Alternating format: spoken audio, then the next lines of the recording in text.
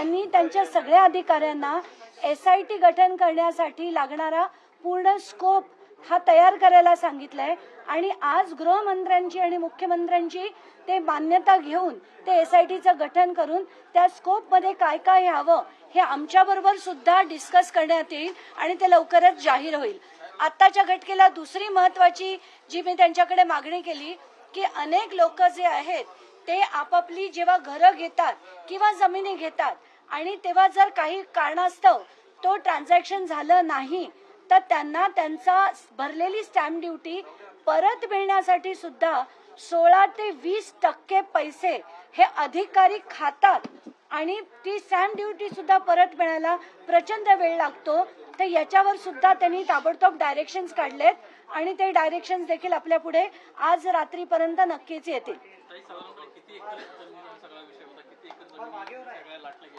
आताच्या घटकेला फक्त पाईट गावामध्ये माझ्याकडे जी माहिती आहे ती पोपट घनवट यांच्या नावावर 56 हेक्टर आणि बाकीच्या कुटुंबाच्या नावावर देखील अफाट अशी जमीन आहे। तर याच्यावरनं दिसतंय एकूण जवळजवळ 300 एकरच्या आसपास जमीन अशा सगळ्या शेतकऱ्यांची लाटलेली आहे आणि ती कशी केली, कारण आताची जी त्यांचा रिपोर्ट आहे त्याच्यात फेरफार मध्ये कुठेही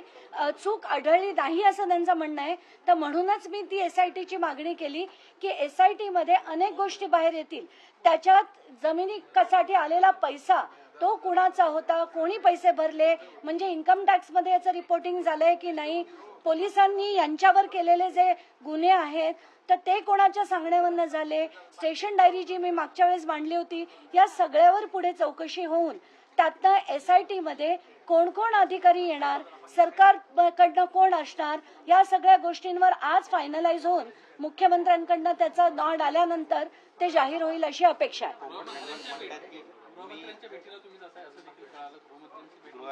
मी गृह राज्यमंत्री योगेश कदम यांना आता भेटणार आहे, कारण मराठवाड्यामध्ये मोठ्या प्रमाणावर एक टोळी चालते, म्हणजे अशी टोळी ही जालन्यात वेगळी आहे, बीडमध्ये वेगळी आहे